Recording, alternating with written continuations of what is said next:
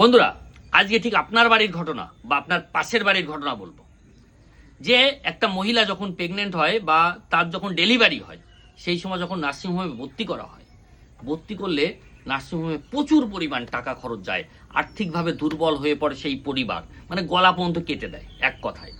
সেই সময় যখন বাড়িতে সেই বাচ্চাকে, নবজাত শিশুকে আনা হয়, তখন আর একটা ভয়ঙ্কর জিনিস ফেস করতে হয় আমাদের সবাইকে।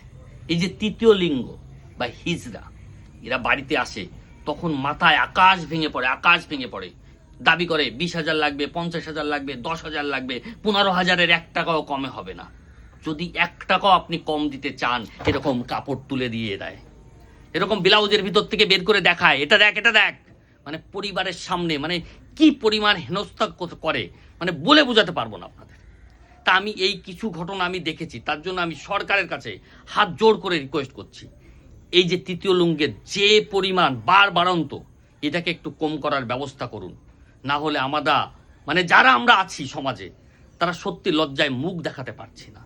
মানে যেখানে সেখানে কাপড় তুলে দাঁড়িয়ে পড়ছে।